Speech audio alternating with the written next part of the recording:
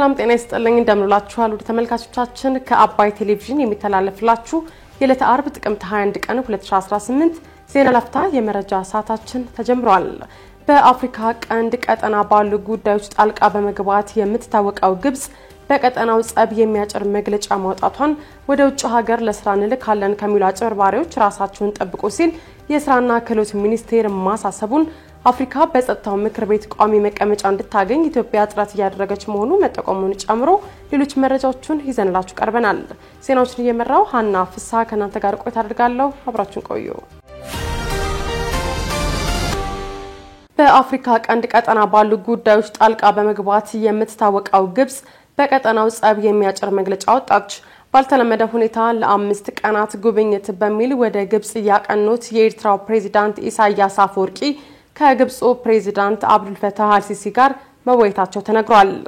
የግብጽ ፕሬዝዳንት ጽፈት ቤት ይህንን ጉብኝትና ውይይት አስመልክቶ ባወጣው መግለጫ ላይም ሁለቱ ፕሬዝዳንቶች ተገናኝተው በተወያዩበት ጊዜ አልሲሲ ግብጽ የኤርትራን ሉዓላዊነትና የግዛት አንድነት ለመደገፍ ቁርጠኛ ናት ማለታቸውን አስፍሯል። ይህ የፕሬዝዳንት አልሲሲና የፕሬዝዳንት ኢሳያስ ውይይት የተካሄደው ኢትዮጵያ ላለፉት ዓመታት ስታነሳው የነበረውን ፍትሃዊ የባህር በር ጥያቄን አስመልክቶ ጠቅላይ ሚኒስትር አብይ አህመድ በሕዝብ ተወካዮች ምክር ቤት ማብራሪያ በሰጡበት ማግስት ነው። አብይ አህመድ በዚህ ማብራሪያቸው ኢትዮጵያ የባህር በር ለማግኘት ሰላማዊ መንገዶችን እየተከተለች መሆኑን አንስተዋል። ኢትዮጵያ ከኤርትራ ጋር በሰላም አብሮ ለማደግ ፍላጎት እንዳላት የተናገሩት ጠቅላይ ሚኒስትሩ ኢትዮጵያ የጦርነት ፍላጎት እንደሌላት ነገር ግን ወደ ጦርነት ከተገባ አስተማማኝ አቅም ስላለን ውጤቱ ግልጽ ነው ማንም አያስቆመንም ሲሉም አስጠንቅቀዋል። ከማንም ጋር መዋጋት ፍላጎት የለንም። ለምን ውጊያው ከተነሳ የተከበረው ምክር ቤት ውጊያው ከተነሳ ውጤቱ ግልጽ ነው ውጤቱ ከዛ በኋላ የያይሰራም አሁን ነው አለመጀመር ማለት ነው። አሁን ውጊያ እንትና ያግዘኛል የሚባል ነገር ሰው እንዴት ዩክሬን እያየ ፓለስቲንን እያየ ስለማገዝ ያወራል? ማንም አይሞትልህም። ሞራል ይሰጣል እንጂ አይሞትልህም። መጨረሻ የምትሞተው አንተው ነህ። አያዋጣም። ከበደ ያለ ተሰማ አለ የሚባል አያዋጣም። ከበደ ተሰማ 10 ጥይት ያቀብልሃል እንጂ መጥቶ አይሞትልህም። አየን እኮ በቲፎዞ ውጊያ እንደማይቆም እኮ አየን። እና አንፈልግም። ልማት ነው የምንፈልገው፣ ሰላም ነው የምንፈልገው። ከማንም ጋር ግጭት ለማድረግ ፍላጎት የለንም። ከገባን ግን ግልጽ ነው ውጤቱ። አስተማማኝ አቅም ነው ያለን። ማንም አያቆመንም። ይሄ ግልጽ መሆን አለበት። ማንም አያቆመንም። ሆኖም 135 ሚሊዮን ገደማ ህዝብ ያላት ኢትዮጵያ የባህር በር ጥያቄ ባነሳች ቁጥር ከሚገጥማት እንቅፋትና ተቃውሞ ጀርባ ግብጽ መቆሟ ይነገራል። ከዚህ ቀደም ኢትዮጵያ ከሶማሊላንድ የባህር በር ለማግኘት ሙከራ ማድረጓን ተከትሎ ከሶማሊያ ጋር አለመግባባት ውስጥ ስትገባ እኚሁ የግብጽ ፕሬዝዳንት አይዟችሁ ለሶማሊያ ሉዓላዊነት እንዲሁም የግዛት አንድነት በማንኛውም መንገድ እኛ ድጋፍ እናደርጋለን ሲሉም እንደነበር ይታወሳል። ወደ ውጭ ሀገር ለስራ እንልካለን ከሚሉ አጭበርባሪዎች ራሳችሁን ጠብቁ ሲል የስራና ክህሎት ሚኒስቴር አሳሰበ። ህጋዊ መሰረትም ሆነ ከውጭ ሀገራት ጋር ውል ሳይኖራቸው ወደ ውጭ ሀገራት የስራ ስምሪት እንሰጣለን እያሉ በሚያጭበረብሩ አካላት እንዳይታለል ዜጎች ራሳቸውን መጠበቅ እንደሚገባቸው የስራና ክህሎት ሚኒስቴር አሳስቧል። የውጭ ሀገራት ስራ ስምሪት የሚሰጠው በስራና ክህሎት ሚኒስቴር አማካኝነት ብቻ መሆኑን ተገልጿል። በዚህ መሰረት ዜጎች ካሉበት ሆነው ለውጭ ሀገር የስራ ስምሪት መመዝገብ የሚችሉበት የኢትዮጵያ የስራ ገበያ መረጃ ስራ ተዘርግቶ እየተሰራ መሆኑን ተጠቁሟል።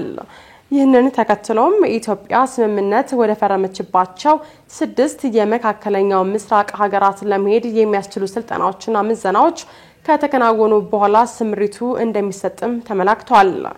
ይህ በእንዲህ ያለ ከመንግስት እውቅናና ፍቃድ ውጪ ወደ ውጭ ሀገራት የሚደረግ የስራ ስምሪት አለመኖርን በመገንዘብ ዜጎች ህይወታቸውን ጊዜያቸውን ብሎም ገንዘባቸውን ከማጣት እንዲቆጠቡም ተጠይቋል። በህገወጥ የሰዎች አዘዋዋሪ ደላላዎች የሚደረግ የውጭ ሀገር ጉዞ የራስን ብሎም የቤተሰብ ኑሮ ለከፋ ችግር እንደሚያጋልጥ ተገንዝቦ ከዚህ አደገኛ አካሄድ እንዲቆጠብ መክሯል። የስራና ክህሎት ሚኒስቴር የህዝብ ግንኙነትና ኮሙኒኬሽን ስራ አስፈጻሚ አቶ አበበ አለሙ ከኢዚያ ጋር ባደረጉት ቆይታ በሀገር ውስጥ ያሉ ጸጋዎችን መሰረት ያደረገ የስራ ዕድል ተጠቃሚነትን ለማሳደግ እየተሰራ ነው ብለዋል። የውጭ ሀገር የስራ ስምሪት ካስፈለገም በሚኒስቴሩ አማካኝነት በተዘረጉ አሰራሮች በየወረዳቸው በሚገኙ የቴክኒክና ሙያ ማሰልጠኛዎች በመሰልጠን ደህንነታቸው ብሎም ተጠቃሚነታቸው ተጠብቆ ስምሪቱን የሚያገኙበት ሁኔታ እንዳለ አስረድተዋል። ከውጭ ሀገር የስራ ስምሪት ጋር በተያያዘ መረጃዎችን ለማግኘትም በ9138 ነጻ የስልክ መስመር መደወል እንደሚቻልም አመላክቷል ሲል ዘገባው ጠቅሷል። አፍሪካ በጸጥታው ምክር ቤት ቋሚ መቀመጫ እንድታገኝ ኢትዮጵያ ጥረት እያደረገች መሆኑ ተጠቆመ። አፍሪካ በጸጥታው ምክር ቤት ቋሚ መቀመጫ እንድታገኝ ኢትዮጵያ ከሌሎች ሀገራት ጋር እየሰራች መሆኗን የውጭ ጉዳይ ሚኒስቴር አስታውቋል። በሚኒስቴሩ የዓለም አቀፍ ድርጅት ምክትል ዳይሬክተር ጀነራል ሳሙኤል አዲስ የተባበሩት መንግስታት ድርጅት ለአፍሪካ በርካታ ድጋፎችን እያደረገ ቢሆንም በአሁኑ ወቅት ዓለም ላይ ካለው ሁኔታ አንጻር ራሱን ማዘመንና ማሻሻል ይኖርበታል ብለዋል። በተለይም የአፍሪካ በጸጥታው ምክር ቤት ቋሚ መቀመጫ የማግኘት ጥያቄ ረጅም ጊዜ የቆየ መሆኑን አቶ ሳሙኤል አስታውሰው ይህንን ምላሽ እንዲያገኝ ኢትዮጵያ ከሌሎች የአፍሪካ ሀገራት ጋር በጋራ በመሆን እየሰራች መሆኑን ተናግረዋል። የጸጥታው ምክር ቤት ከ70% በላይ ስለ አፍሪካ ውይይት የሚያደርግ ቢሆንም አፍሪካ ቋሚ መቀመጫ የላትም ያሉት አቶ ሳሙኤል ይህንን የውክልና ኢፍትሐዊነት መመለስ ያስፈልጋል ሲሉ ገልጸዋል። የኢትዮጵያ አቋም ተመድ ወቅቱንና አሁን ያለውን የኃይል አስተላለፍ የዋጀ ድርጅት መሆን አለበት የሚለው መሆኑን አንስተው አፍሪካን የሚመለከቱ ውሳኔዎችን አፍሪካ በሌለችበት እየተወሰኑ መሆኑንም ተናግረዋል። አፍሪካ ራሷን በሚመለከቱ ጉዳዮች ላይ የመወሰን መብቷና ጥቅሟን የማስከበር መብት እያገኘች አለመሆኑን ለጋዜጣ ፕላስ አብራርተዋል። በአፍሪካ ህብረት በኩል የጋራ አቋም በመያዝ አፍሪካ በጸጥታው ምክር ቤት 2 ቋሚና ተጨማሪ 2 ቋሚ ያልሆነ መቀመጫ እንድታገኝ እየተደረገ ያለውን ጥረት በግንባር ቀደምትነት እየመራች መሆኑንም አንስተዋል። በመዲናዋ የመንግስት ወይም ኮድ 4 ተሽከርካሪዎች የትራፊክ ህግ እየተላለፉ አስቸግረውኛል ሲል የከተማዋ ትራፊክ ማኔጅመንት ተናገረ። በአዲስ አበባ ህግን በማስከበር ሂደት ውስጥ የመንግስት ወይም 4 ቁጥር የለጠፉ ተሽከርካሪዎች የትራፊክ ህግ እየተላለፉ አስቸግረውኛል ሲል የከተማዋ ትራፊክ ማኔጅመንት ተናግሯል።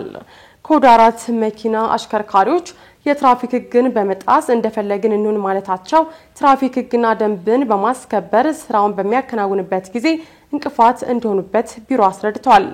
በአዲስ አበባ ትራፊክ ማኔጅመንት የትራፊክ ቁጥጥርና ኩነት አስተዳደር ዳይሬክተር የሆኑት አቶ አያሌው እቴሳ ህግን ለማስከበር መነሻው ህግ ነው፣ በግፊት ደግሞ ሁሉም እኩል ነው ቢባልም አንዳንድ ባለስልጣናት ግን እንደፈለጉ ባልተፈቀደ መንገድ ያሽከረክራሉ፣ በተቃራኒ መንገድ ይነዳሉ ብለዋል።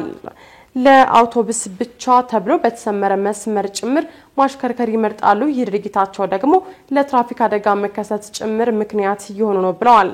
አሁን ላይ ህግን የትራፊክ መብራትን በሚጥሱና ባልተፈቀደ መንገድ የሚያሽከረክሩ ባለስልጣናትም ሆነ ማንኛውም አሽከርካሪ የሚቻለውን እየቀጣን ጥሶ የሄደውን ታርጋ ቁጥሩን መዝግቦ በመያዝ በሚመለከተው አካል በማስጠራት ጥብቅ ቁጥጥርና ክትትል ይደረጋል ሲሉ አቶ አያሌው ተናግረዋል። በዚህም ህግ ማስከበር ሂደት ውስጥ ባለፈው 3 ወር ውስጥ ከ270 በላይ የመንግስት ተሽከርካሪ ሹፌሮች መቀጣታቸውን መናገራቸውንም ሸገር ኤፍኤም ዘግቧል። ዶናልድ ትራምፕ ከቻይናው አቻቸው ሺ ጂንፒንግ ጋር ውይይት ማካሄዳቸውን ገለጹ። የአሜሪካው ፕሬዝዳንት ዶናልድ ትራምፕና የቻይናው አቻቸው ሺ ጂንፒንግ ከ6 ዓመት በኋላ ለመጀመሪያ ጊዜ በደቡብ ኮሪያ ተገናኝተው ከተነጋገሩ በኋላ ትራምፕ ድንቅ ውይይት ማካሄዳቸውን ተናግረዋል። የአሜሪካንና የቻይናን የንግድ መካረር ያረግባል የሚል ተስፋ ይጣለበትና የሁለቱ ሀገራት መሪዎች ከ6 ዓመት በኋላ ለመጀመሪያ ጊዜ በተገናኙበት በደቡብ ኮሪያ ውይይት አድርገዋል። ዶናልድ ትራምፕም በደቡብ ኮሪያ ከተካሄደው ውይይት በኋላ ድንቅ ነበር ሲሉ ቤጂንግ በበኩሏ ዋና የንግድ ጉዳዮችን ለመፍታት ከመግባባት ላይ ተደርሷል ብላለች። ዶናልድ ትራምፕ ከቻይና ወደ ሀገራቸው በሚገቡ ምርቶች ላይ ከፍተኛ ታሪፍ መጣላቸውን ተከትሎ በሁለቱ ሀገራት መካከል ያለው ግንኙነት ውጥረት ውስጥ ገብቶ ባለፈው ዓመት ግንቦት ወር ላይ ከስምምነት ላይ ቢደርሱም ውጥረቱ ግን እንደቀጠለ ነበር። በትናንትናው ዕለት በደቡብ ኮሪያ ያካሄዱት ውይይት ይፋዊ ስምምነት ላይ እንዲደረስ ያደረገ ባይሆንም መንገዶችን ግን የጠረገ ነበር ተብሏል። በውይይቱ ደስተኛ መሆናቸውን የገለጹት ዶናልድ ትራምፕ ቻይና የአሜሪካን የአኩሪ አተር መግዛቷን የምትቀጥል ሲሆን ብርቅዬ የምድር ማዕድናትን ወደ ውጭ መላኳን እንደምትቀጥልም ለጋዜጠኞቹ ተናግረዋል። ትራምፕ ከቻይና ወደ ሀገር ውስጥ በሚገቡ ምርቶች ላይ የሚጣለው ታሪፍ ከ57 በመቶ ወደ 47 በመቶ እንደሚቀንስና ከፌንታኒል ንግድ ጋር በተገናኘ የታሪፍ መጠን በግማሽ ወደ 10 በመቶ ይቀንሳል ብለዋል። ቻይና በበኩሏ መኪና፣ አውሮፕላንና ጦር መሳሪያ ለማምረት የሚውሉ ብርቅዬ ማዕድናት ላይ የምታደርገውን የውጭ ንግድ ቁጥጥር እንደምታነሳም ተገልጿል። ተመልካቾቻችን የዕለተ አርብ የዜና ላፍታ የመረጃ ሰዓታችን የተከታተላችሁትን ይመስል ነበር። አብራችሁ ስለቆያችሁ ከልብ እያመሰገን በያላችሁበት መልካም ቀን